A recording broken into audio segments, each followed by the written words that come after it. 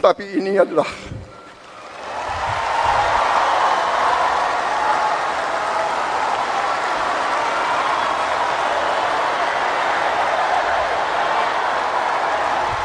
tidak tanggung-tanggung. Saya kira pertama kali dalam sejarah Indonesia alokasi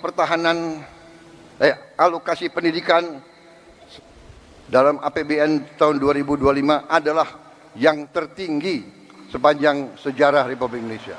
Jadi Pak Prabowo menggambarkan anak Indonesia jika kita tidak intervensi itu akan lahir dari keluarga-keluarga yang dari segi fisik pun kurang bisa bersaing. Jangankan untuk bermain bola 90 menit, barangkali untuk main 30 menit pun sudah kalah. Belum genap 2 bulan Prabowo Subianto memimpin Indonesia sejak dilantik pada 20 Oktober 2024. Ada perbedaan jelas jika dibandingkan dengan pemerintah Joko Widodo sebelumnya.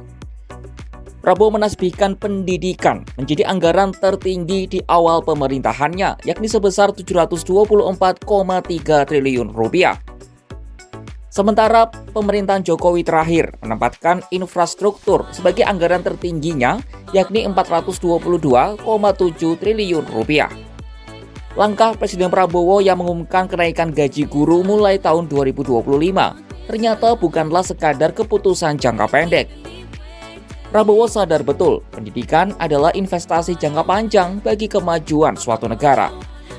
Seperti yang pernah dikatakan oleh salah satu pendiri bangsa Indonesia, Muhammad Hatta, pendidikan adalah investasi penting dalam pengembangan sumber daya manusia.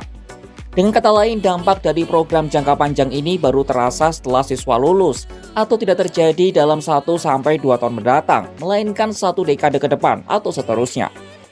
Meski begitu, Presiden Prabowo Subianto tetap menjadikan sektor pendidikan sebagai prioritas utama dalam alokasi APBN tahun 2025.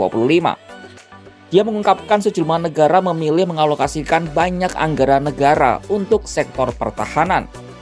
Namun Prabowo memilih untuk memprioritaskan sektor pendidikan dibanding pertahanan. Prabowo menyampaikan dirinya akan menghilangkan kemiskinan di Indonesia melalui pendidikan. Untuk itu, Prabowo menjadikan pendidikan sebagai fokus utama di pemerintahannya dalam 5 tahun ke depan. Bersama saya, dalam Koalisi Merah Putih, kami sekarang yang memegang tanggung jawab pemerintahan, kami menempatkan pendidikan nomor 1 dalam APBN kita. Tidak tanggung-tanggung. Saya kira pertama kali dalam sejarah Indonesia, alokasi pendidikan dalam APBN tahun 2025 adalah yang tertinggi sepanjang sejarah Republik Indonesia. Dilansir dari laman Kementerian Keuangan Republik Indonesia, pemerintah telah menetapkan alokasi prioritas APBN 2025, di mana sektor pendidikan memperoleh porsi 724,3 triliun rupiah dari target pendapatan negara pada RAPBN 2025 sebesar 3.005,1 triliun rupiah. Menurutnya, negara dapat makmur dan maju apabila pendidikannya berhasil. Prabowo menyebut guru menjadi tonggak negara sebab keberhasilan pendidikan berada di tangan mereka. Untuk itulah dalam kesempatan itu Prabowo juga mengumumkan kenaikan gaji guru. Ia mengaku bahwa pemerintah telah meningkatkan anggaran untuk kesejahteraan guru yang berstatus ASN dan PPPK serta guru non-ASN atau honorer. Prabowo turut merinci kenaikan gaji sebesar 1 kali gaji untuk guru ASN dan 2 juta untuk guru non-ASN yang telah ikut sertifikasi atau pendidikan profesi guru. Kita telah meningkatkan anggaran untuk meningkatkan kesejahteraan guru ASN yang berstatus PNS dan P3K serta guru-guru non-ASN. Guru ASN mendapatkan tambahan kesejahteraan sebesar 1 kali gaji pokok. Guru-guru non-ASN nilai tunjangan profesinya ditingkatkan menjadi 2 juta rupiah per bulan.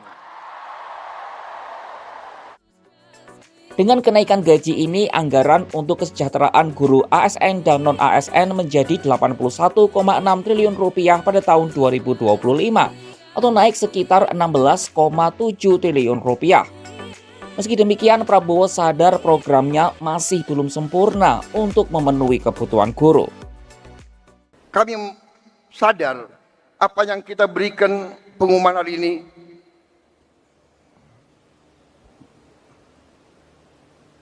belum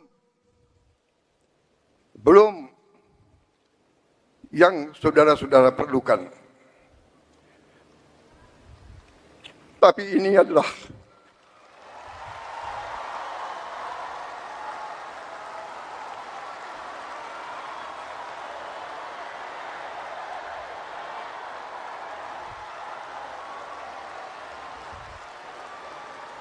adalah upaya kami dan ini akan kami upayakan terus.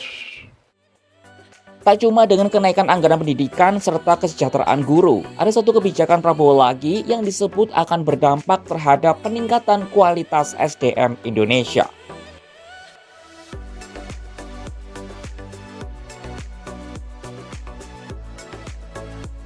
Selain di sektor pendidikan, upaya Prabowo untuk mengembangkan sumber daya manusia Indonesia juga tercermin dari program Makan Bergizi Gratis. Program yang dulunya bernama Makan Siang Gratis ini merupakan satu dari 8 program super prioritas pemerintahan Prabowo Gibran.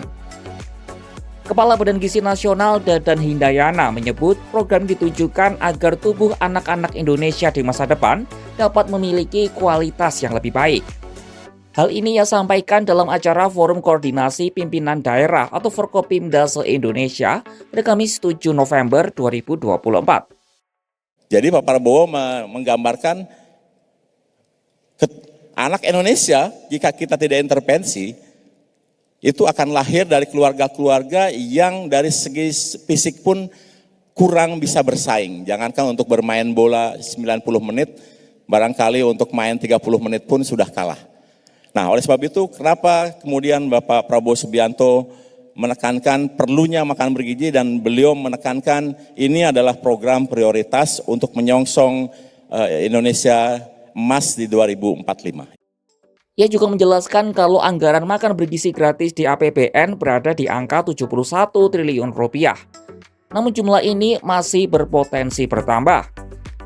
Sementara anggaran per anak dipatok sebesar Rp15.000. Program ini dijadwalkan bakal dimulai pada 2 Januari 2025 dengan target awal sebanyak 3 juta anak. Sementara Deputi Bidang Pembangunan Manusia, Masyarakat, dan Kebudayaan Badan Perencanaan Pembangunan Nasional atau Bappenas Amitz Al-Huhmami memaparkan 3 tujuan program makan bergizi gratis. 3 tujuan itu adalah meningkatnya kehadiran siswa, mencegah angka putus sekolah, dan hasil pembelajaran yang makin optimal.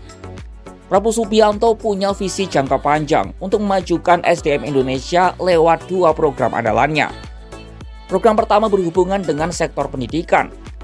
Prabowo merasa pendidikan sangat penting sehingga anggaran untuk sektor ini paling tinggi dibandingkan sektor lain. Tak cuma itu, Ketua Umum Gerindra itu juga meningkatkan gaji guru yang disebutnya sebagai tulang punggung pendidikan Indonesia.